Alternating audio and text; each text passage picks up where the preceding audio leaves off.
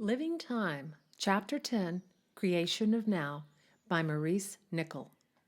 It was said in the second chapter that because we are plunged in appearances, we are not separate as regards the sense of ourselves from the external world.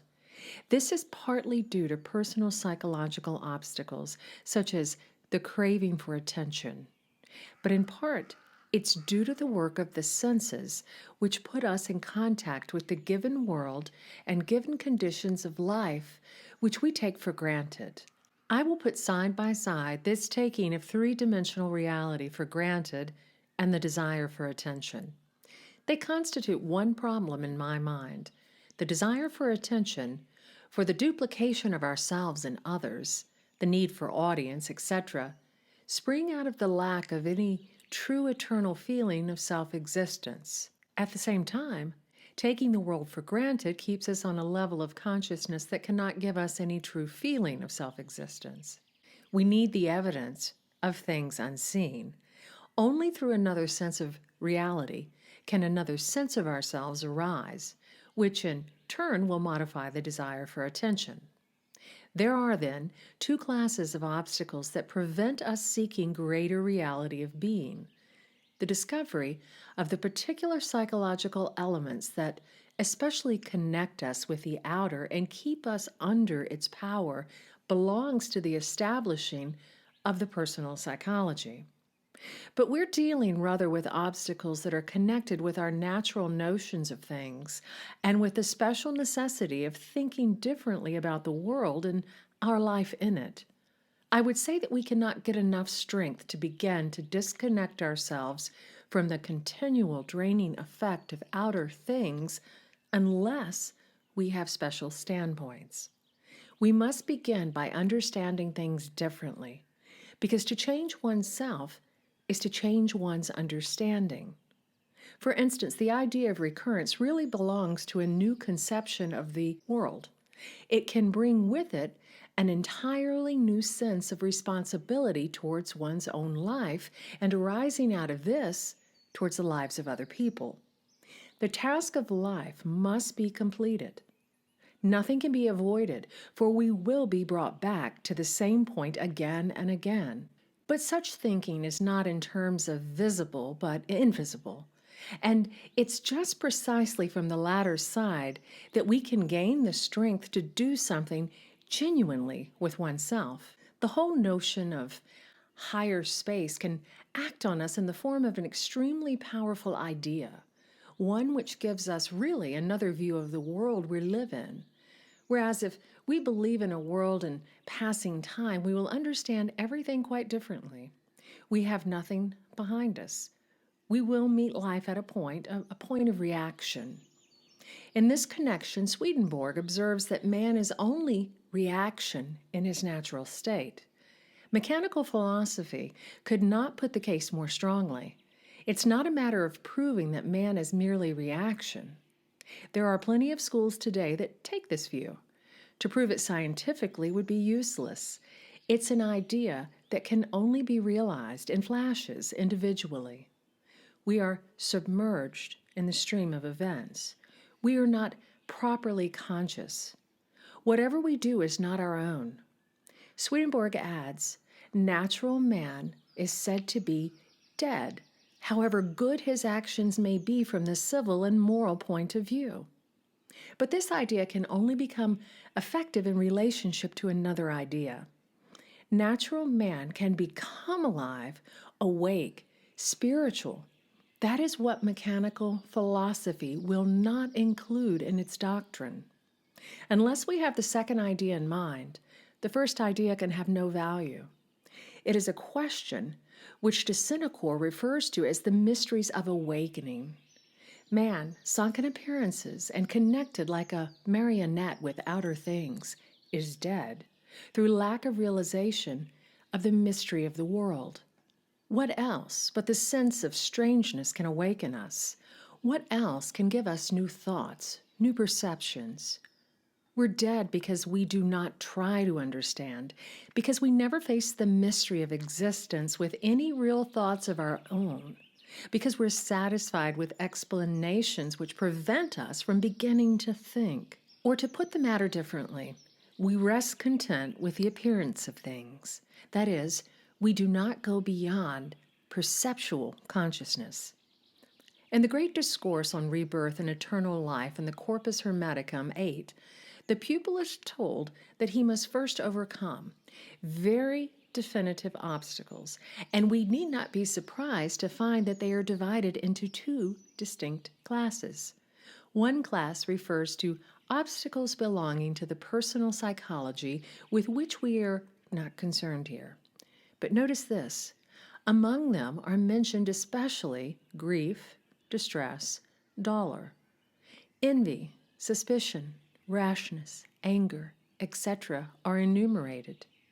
The second class of obstacles can be defined as referring to defects of the perceptual consciousness.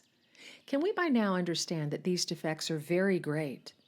Every thinking man must surely feel the necessity of adding something to the representation of the world given by the senses.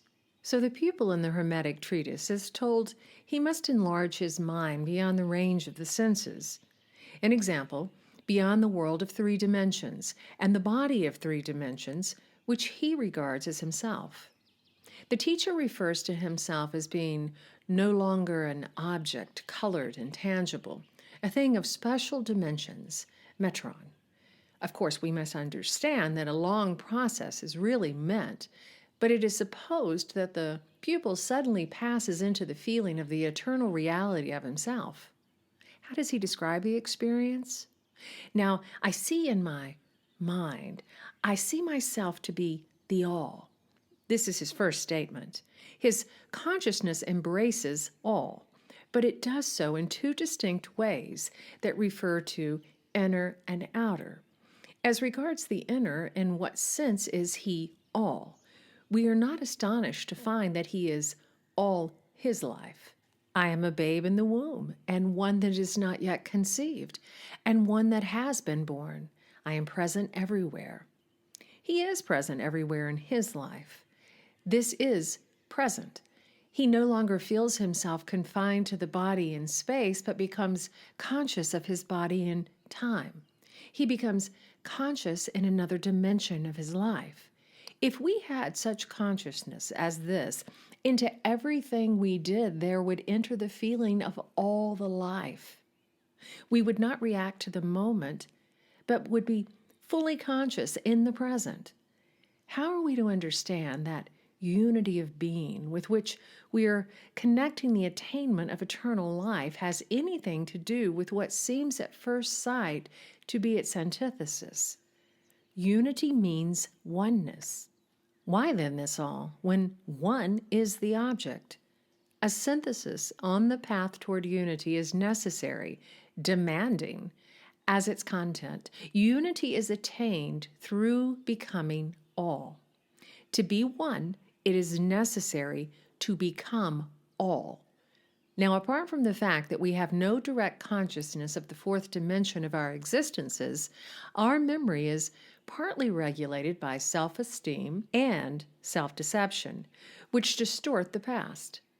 That kind of knowledge, therefore, that leads towards higher consciousness and unity must include this aspect of self-knowledge, which brings into ordinary consciousness sides of ourselves to which we are exceptionally blind. Or speaking of it from the standpoint of the many eyes that make up our ordinary being, as Opinski says, it will mean that we must get to know these eyes. For by knowing them, do we not then cease to be any one of them? Also, will we not get rid of imaginary ideas about ourselves? The imagination makes us believe that we're something or have something when the reverse is true.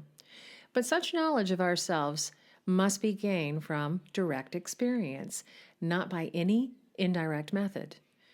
To return to the Hermetic discourse, it's plain that a connection is made between the sense of the living existence of all the life and that fullness of consciousness called aeonian. Yet Tennyson felt that the aeon of his individual existence only as a point of intensity, which gave him the pure feeling of I. But we've already seen that aeon in its time sense refers to the life throughout time, and in its other sense to something beyond time.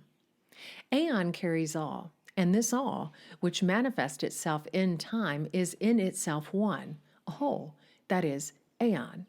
As one, it is beyond time.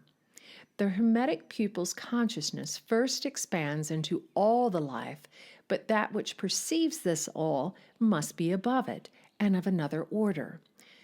But we can imagine that the passage from this state of seeing all to the experience of a single point of intensity in which all is gathered up into one could easily happen. The often quoted observation of Mozart comes in here. He said in one of his letters that he could hear a composition in his mind, sometimes throughout its entire length, and sometimes gathered into one altogether. I call attention to this link where all is felt, as a stage of heightened consciousness intermediate between ordinary consciousness and the pure sense of one or eternal self-existence. It is this link that concerns us in a practical way, for we must relate it to one goal of self-knowledge and to the creation of a special memory which will have its own associations. It seems to me that this link, which is the fourth dimension, resolves an antithesis that we're inclined to make between this life and some other life. Our existence is, first of all, in space of 3 dimensions in the present moment. It is, secondly, in its time, extended in a 4th dimension. It is finally in eternity, where it is a new synthesis of the life. This latter is to be connected with the fullest sense of individual self-existence. And in comprehending man in these different dimensions, is it not our understanding of time that is the first bridge and one that relates us both to this life and to another? As regards outer, the Hermetic pupil perceives himself to be all in another sense. He perceives a mystery, that is, all that he beholds through his senses. I'm in heaven and in earth, in water and in air. I'm in beast and plants.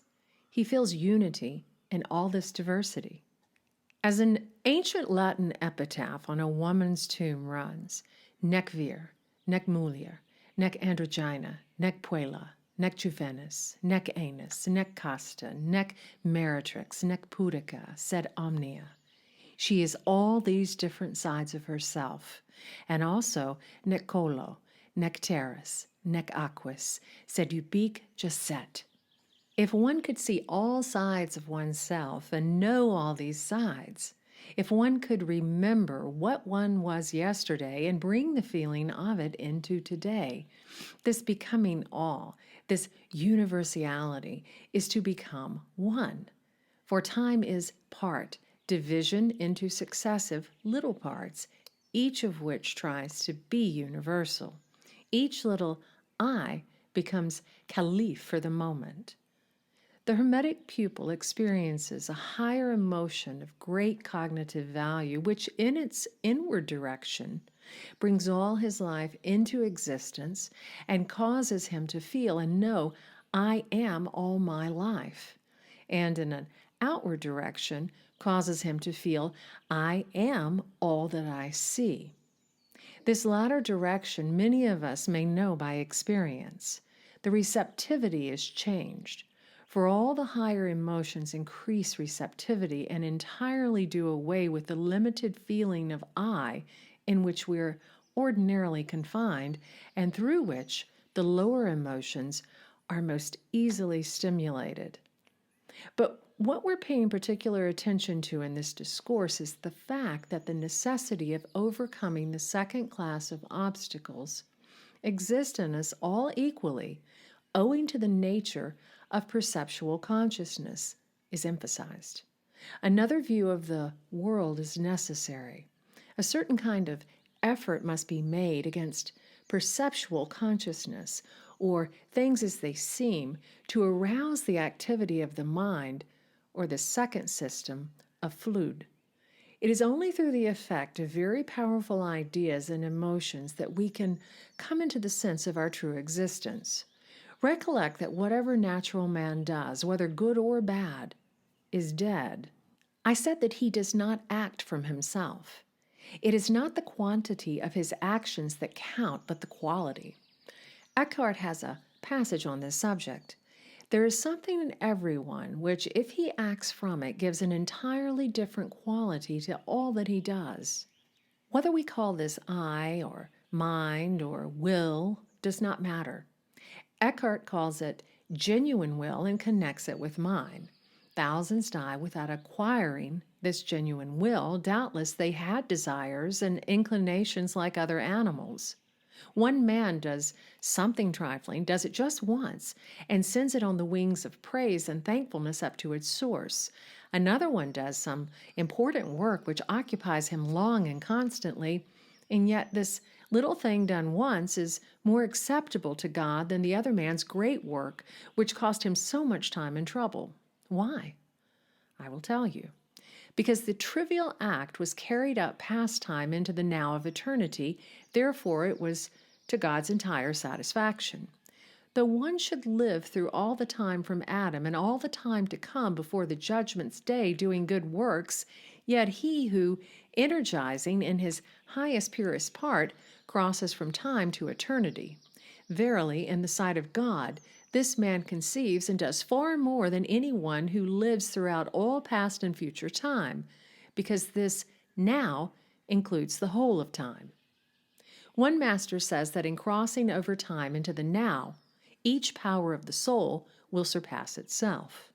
I must set beside this passage a parallel thought of Karl Barth's. History is the display of the supposed advantages of power and intelligence which some men possess over others, of the struggle for existence hypocritically described by ideologists as the struggle for justice and freedom, of the ebb and flow of old and new forms of human righteousness, each vying with the rest in solemnity and triviality. Yet one drop of eternity is of greater weight than a vast ocean of finite things. Romans, page 77. One real moment, one real thought, one real feeling, one real sensation. A single moment of self-existence is worth all the rest. There's a certain kind of action, a certain experience of oneself that is the beginning of eternal life. Without it, whatever we do is natural. An example, reaction. The quick and the dead are distinguished by the quality of their action and understanding. It is plain that Eckhart is speaking of the difference between the actions of Swedenborg's natural and spiritual man. The latter alone is active. What we've called the active mind is awake in him.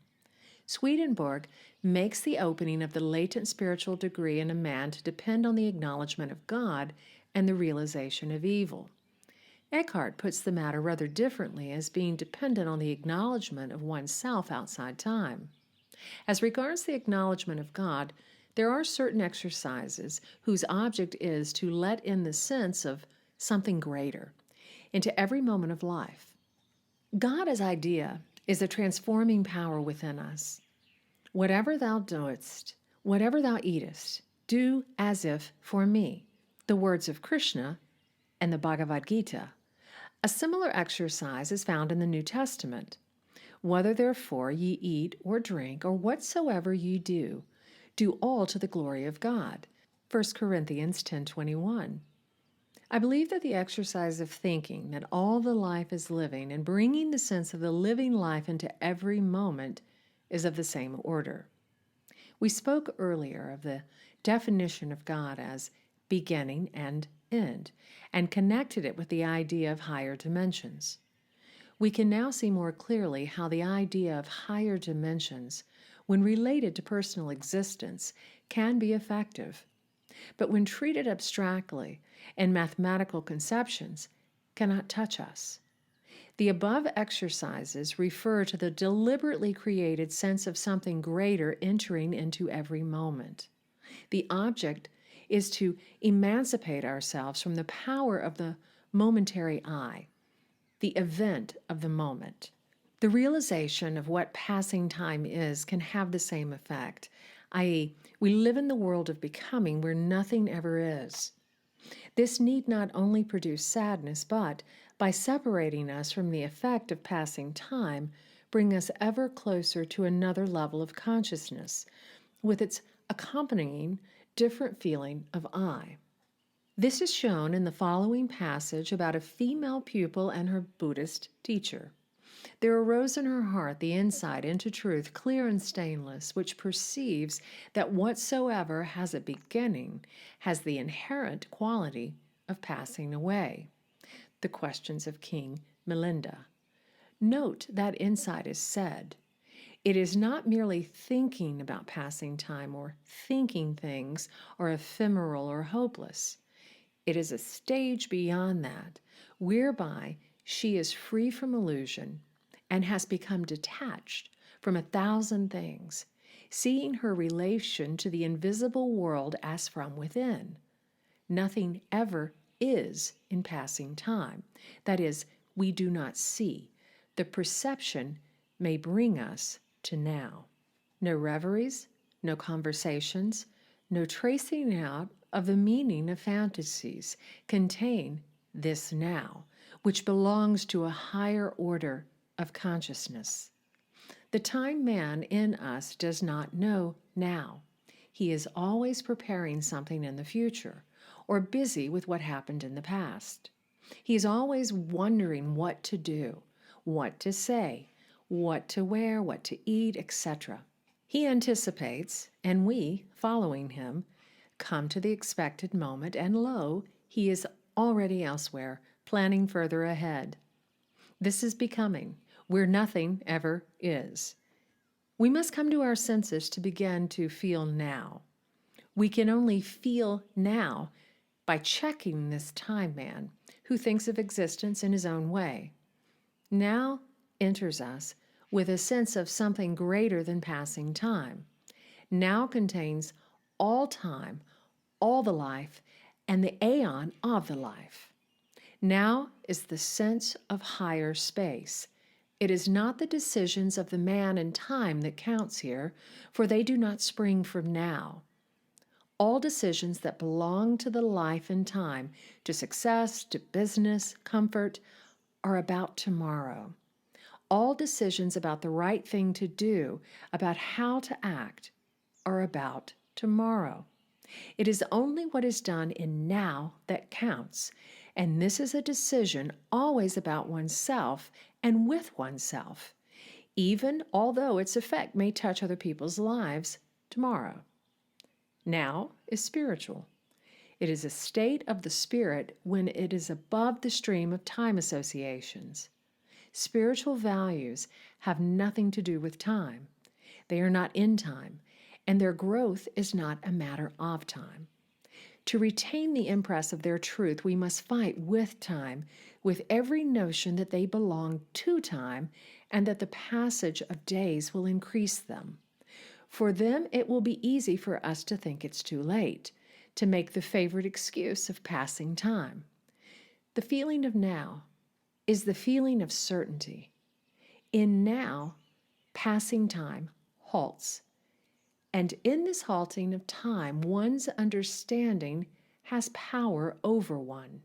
One knows, sees, feels in oneself, apart from all outer things, and above all, one is.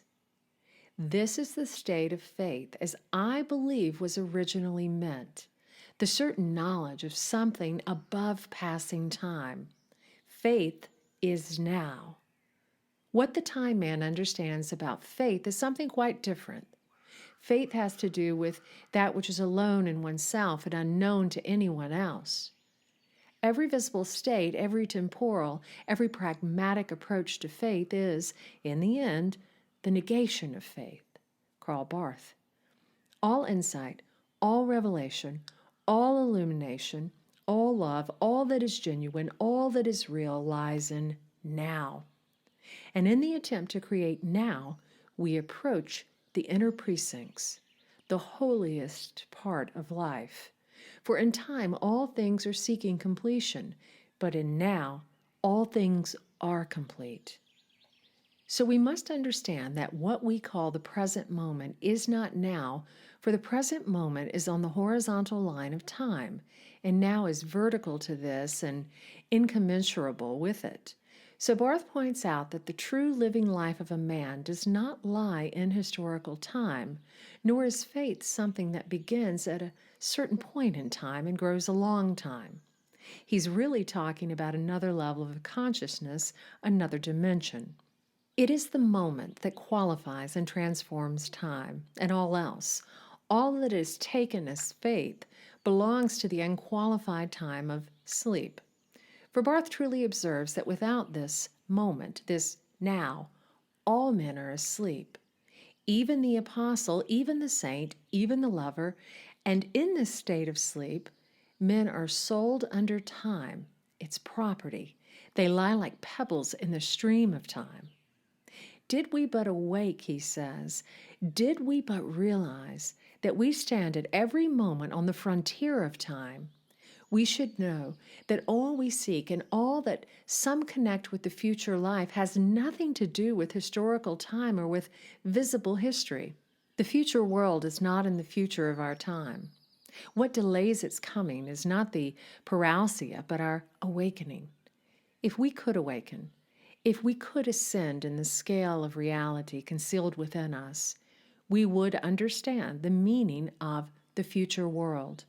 Our true future is our own growth in now, not in the tomorrow of passing time.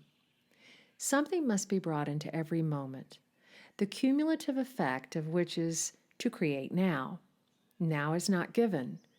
While living our ordinary life, we must always be doing something else, internally. Consider the exercise of self-knowledge in this respect. Whatever we understand by self-knowledge, one thing we certainly do not understand, that is, has to do with now. The time man in us does not understand this. Eckhart says, mark how to know yourself. To know himself, a man must ever be on the watch over himself, holding his outer faculties. This discipline must be continued until he reaches a state of consciousness. The object is to reach a state of consciousness, a new state of oneself. It is to reach now, where one is present to oneself. What I say unto you, I say unto all, be awake.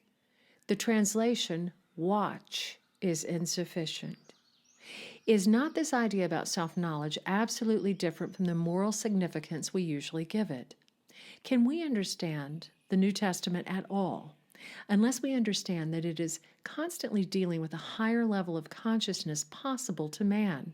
Is not this the treasure hidden in us that a man can find if he seeks? The highest wisdom consists in this, for a man to know himself, because in him God has placed his eternal word. What is this word, logos? In the beginning is the word. Is it not this, the interior expression of the universe itself as potentiality, beginning with the highest meaning and existing as a scale of reality within? If we could penetrate to the eternal reality of our own being, we would find the one and only solution for every situation in the right sense of our own existence, primarily in itself. The cause of our existence would then be internal. This I call the aeon of our lives, that which is behind all manifestation of the life and time and is summed up in the growth of the feeling of now into which all the life enters. This is the eternal creation of man, having no source in time whatsoever. There is nothing prior to it in a time sense. What is prior to it lies in the eternal order of real causes, in the scale of descent from supreme mind. Temporal and spatial existence lie at the bottom of the scale, and when taken as the scene of all existence, must necessarily control us exclusively. There can be no freedom, for one is in the sea of the opposites, those robbers that steal all we have, without any possibility of walking upon that sea, having nothing above it to catch hold of.